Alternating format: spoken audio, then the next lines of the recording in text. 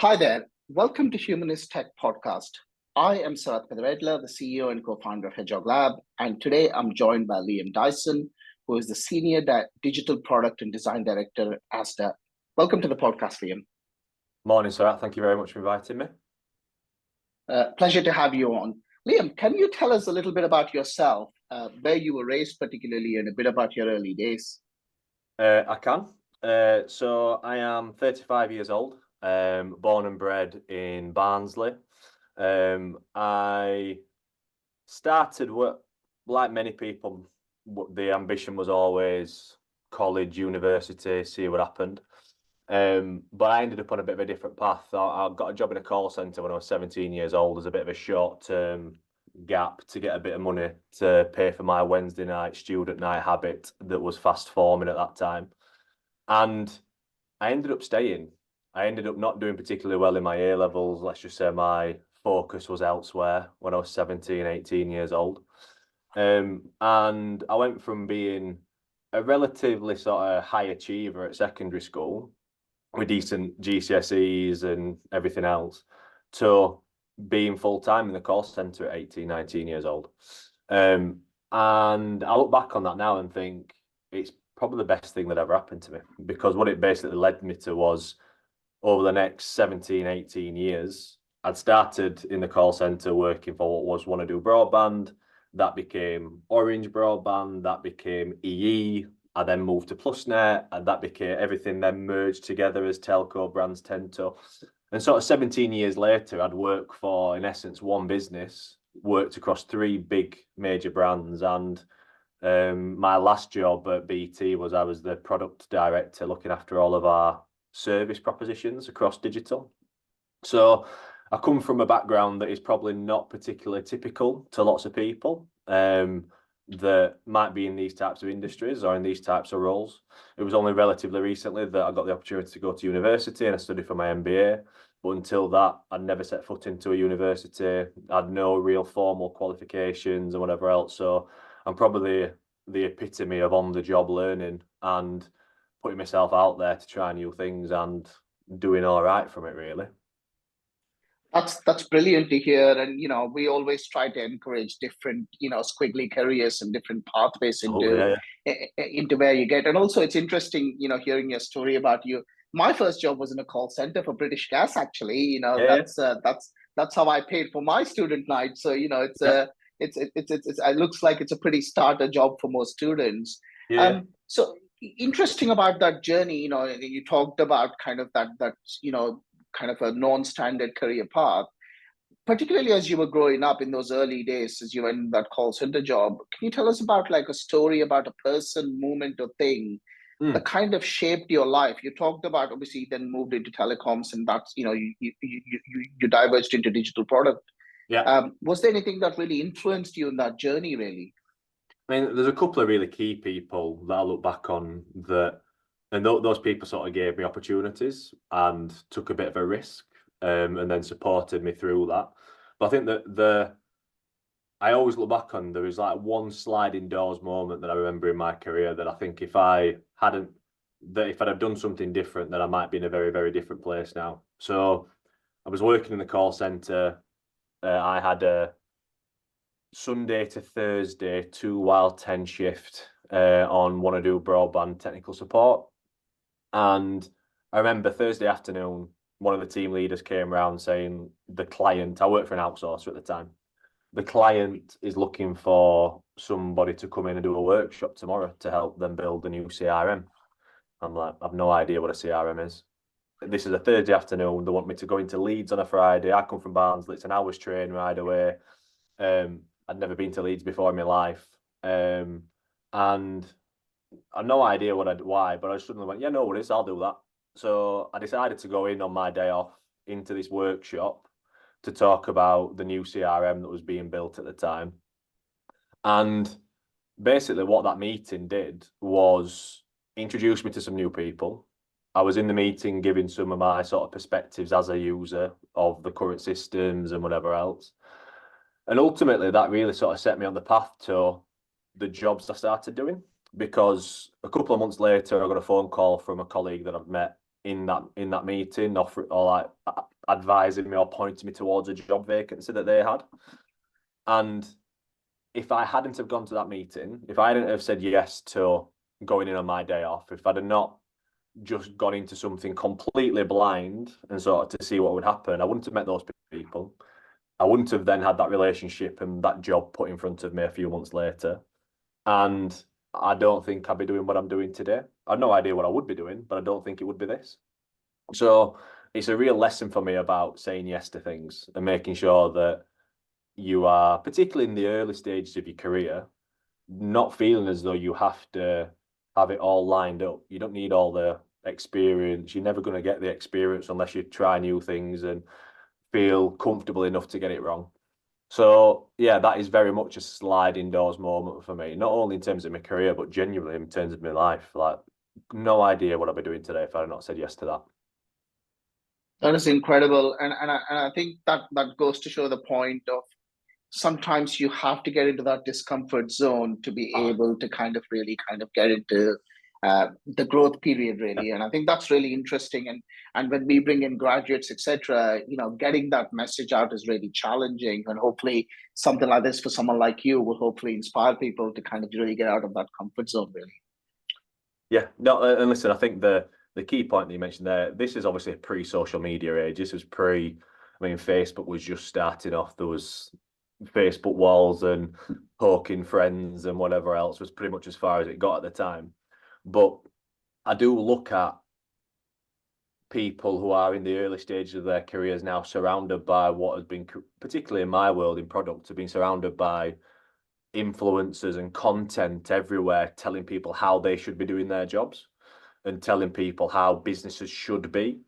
And I do think that, particularly for people early in their careers, that it can sort of skew the expectation and the belief, both in terms of their own abilities and their skill set, but also the expectation of how things are done.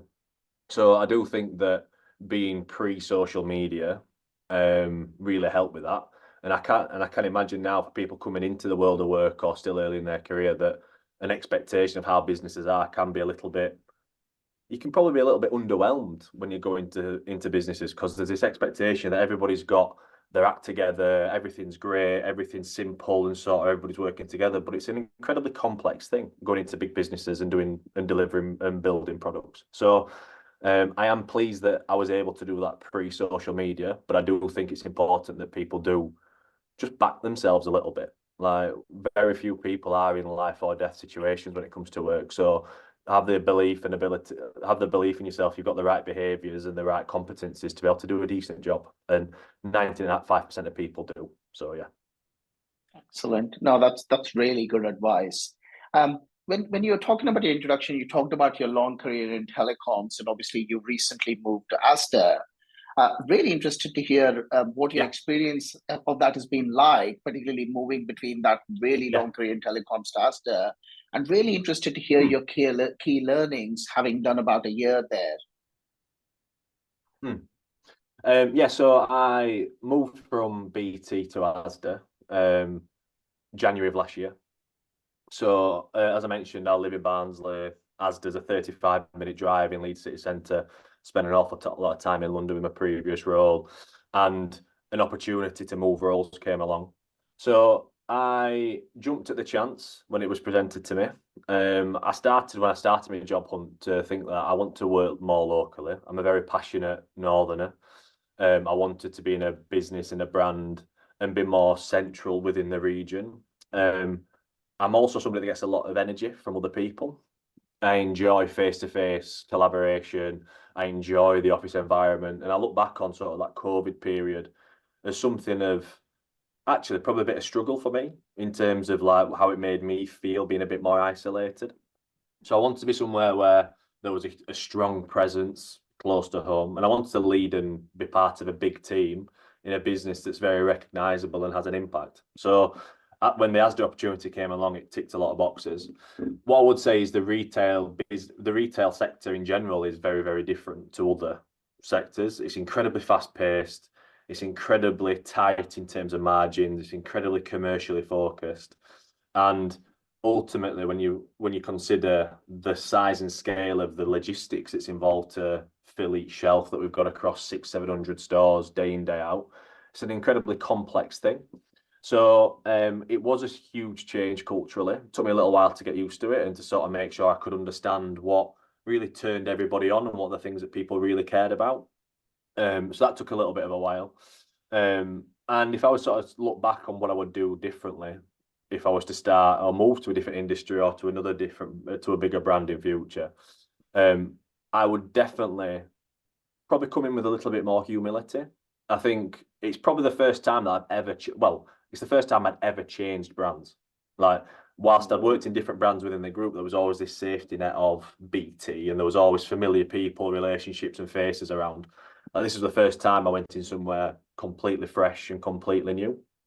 And I'd probably go in there with a little bit more humility. I'd probably listen a little bit more than speak. And I was probably looking back a little bit nervous and eager to impress, and sort of I wanted to be in those meetings and in those sessions early doors, setting impressions and having and reassure people that I knew what I was talking about. But then on reflection, I probably came across a little bit too direct, or maybe somebody that was coming in and sort of not necessarily understanding why Asda did things in certain ways and whatever else, because there's always context.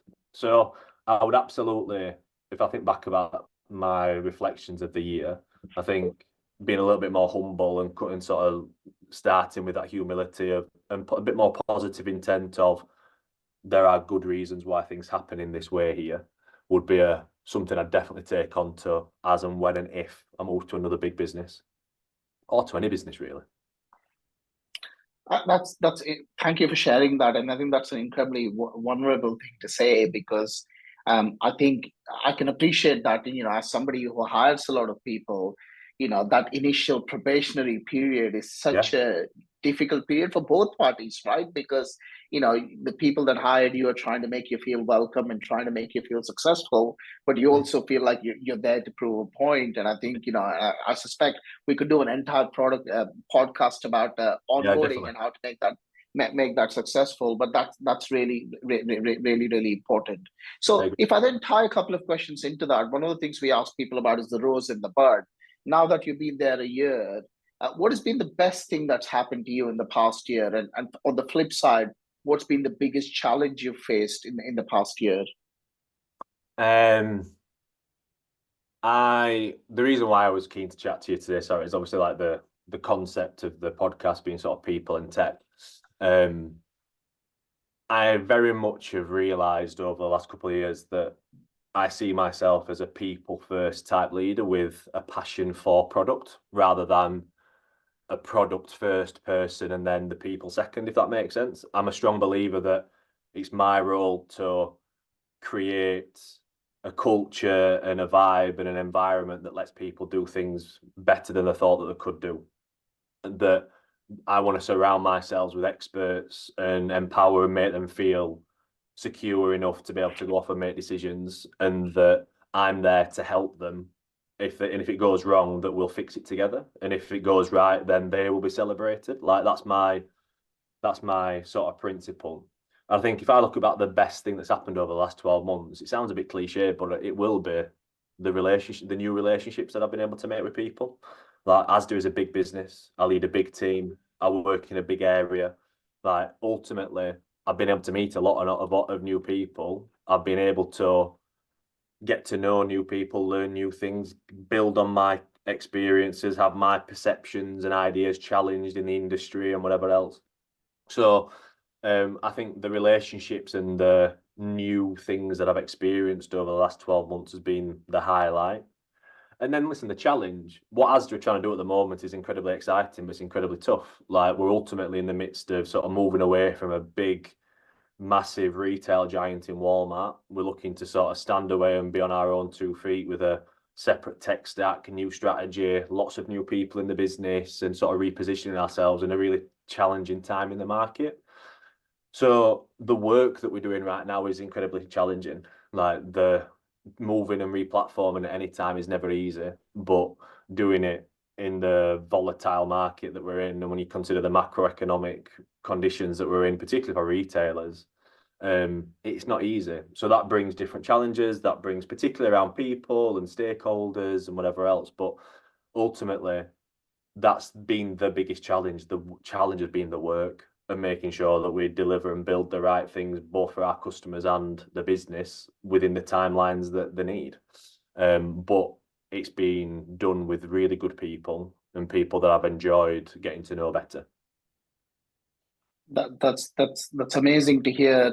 Uh, I think there was one bit of insight that was really interesting. Hedgehog Lab's purpose actually is literally in our culture framework is to create a place that empowers talented people to do the best work of their lives. So it was really interesting I the like way that. you described. Yeah, it's really interesting the way you describe people first, product second.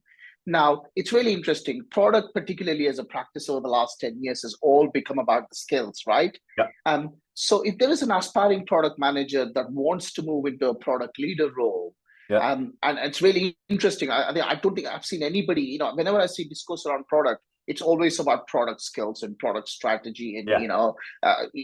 what advice would you give them in terms of evolving into that people, a product leader role where I agree it's more about people than product?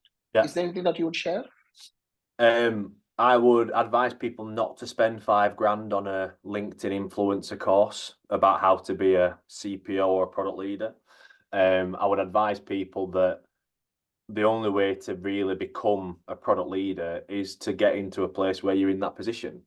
I believe that I talk a lot to my team about how I expect to see leadership at all levels. Leadership for me is not on an org chart and the top box. Leadership for me is in your behaviors, the standards that you set, the way that you do the right thing more consistently, the way that you challenge others, and in essence, raise the bar for yourself and for your colleagues. So I think the definition of a product leader in the organizational sort of hierarchy sense, I think if you're looking to progress your career, I think it's important that you have got breadth of experience that you can articulate to people that you are seeking to get a job from, that you know how to get things done, not necessarily what to do. So it's about how do you manage stakeholders, how do you communicate effectively, how do you take a team and navigate them through challenging waters positively and with real intent. But I would absolutely, if you're looking to progress and move up hierarchically in your career, find somebody that you want to work for. Find somebody that you believe in and that you feel safe in, because ultimately, if you're wanting to learn some new things, you're going to have to make some mistakes, and you have to do that in a place where you feel safe to do that and that there's no consequences. Because ultimately, if you don't have that psychological safety, you will shy away from taking the risks and you will shy away from doing things differently. And ultimately, that's not a path to growth. So again, it always comes back to people. It always comes back to relationships. It always comes back to trust. And if you are looking to make your first step into product leadership, find somebody that you want to work for, would be my first and my main advice, I think. Perfect. That's really useful. Two things to kind of pick up there.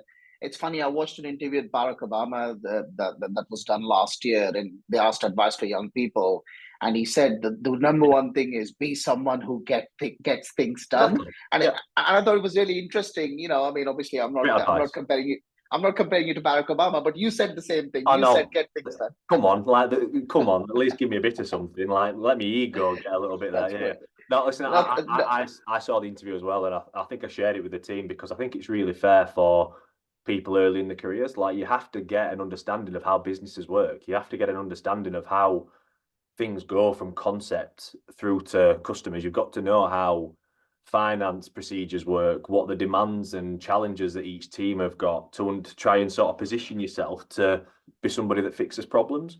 And I talk a lot to my team about how I do believe that product management over the last 10 years has just become influenced. Like, there's a lot of big names that make some good money from talks, books, whatever else it might be, telling everybody how to do the job. Whereas they are all very valid in their own ways. And I think you can take a flavour from those. But ultimately, it's about delivering things. It's about navigating sometimes choppy, sometimes political waters to be able to get through things. But primarily, I keep talking about I can teach people how to be product managers. I can teach people the skills. I can talk them through and give them all the things that they need to be able to write user stories and to conduct discovery and to analyze data and whatever else. I can't teach the behaviors.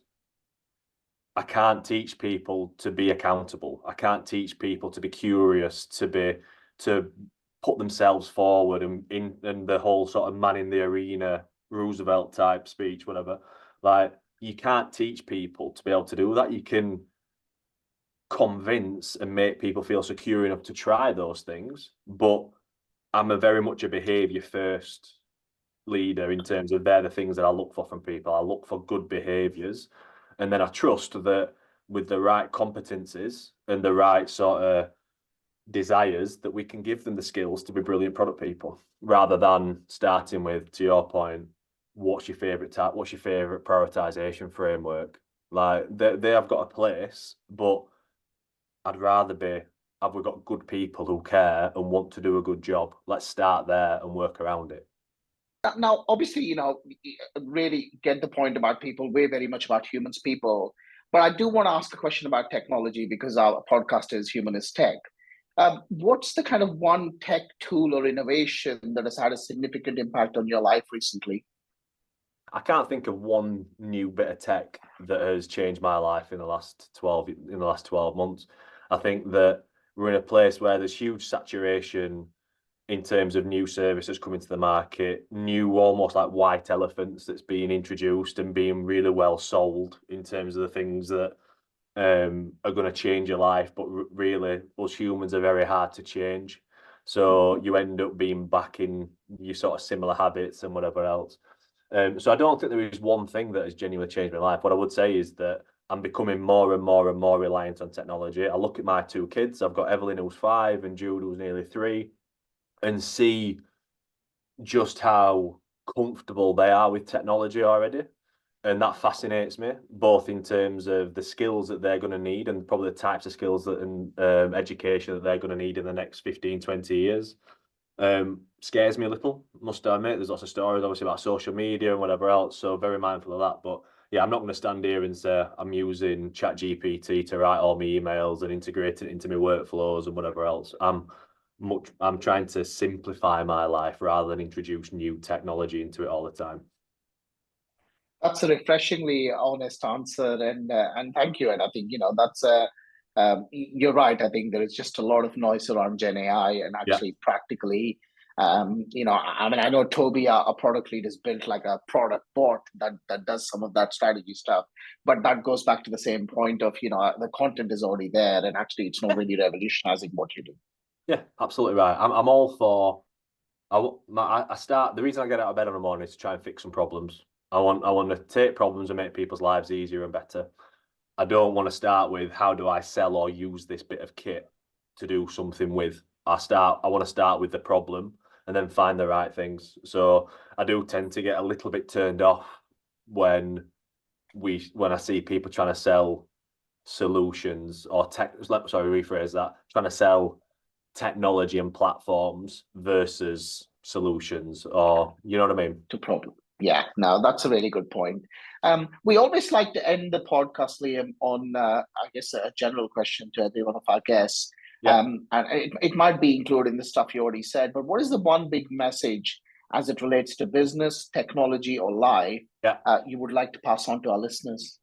It's a very big question, particularly the life bit. My advice is just say yes to things. Like I don't ever believe that any piece of work is wasted. It might not have been what you thought it was going to be. Like, everybody's worked on a pitch deck or a business case that's not been signed off. Everybody's spent a lot of time preparing for a meeting that somebody's then cancelled last minute, or everybody's gone into something almost like expecting an outcome that's not been there. But I'm a big believer that day by day, you take something from everything that you do. You learn something, you either become quicker, more efficient, you realize something new, you bring a new perspective. So say yes to whatever you feel comfortable saying yes to. New meetings, going for coffee with somebody new, going to meet up after work on a topic, come on things like this. I try and say yes to these invitations because I think it's important. You never know who you're going to meet or the conversation you're going to have. So say yes to things and be open to trying something new, because ultimately that is what gets you to. That's how you become the person that you're meant to become. Oh, that sounded a bit Amazing. that didn't it? That were a bit Obama actually.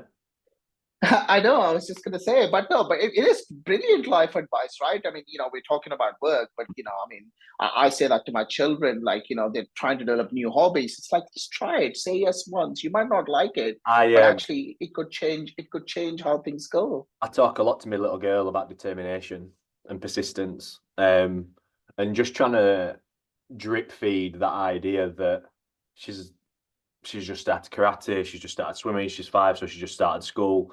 Like she's got an awful lot of new experiences, but I am trying to just sort of instill bit by bit, drip by drip, in a very non-forceful way, this idea of it's okay to be nervous, it's okay to not be good at something, it's not okay to not try it. Yeah. Incredible. Thank you so much, Liam. Firstly, thank you for saying yes to us. Thank you. This is Thanks for the genuine. offer. This has genuinely been one of the most insightful conversations I've had. And I hope the message that you want to share is spread wide and far. Thank you very much. Thank you again for the invite, sir. All the best. Thank you very much.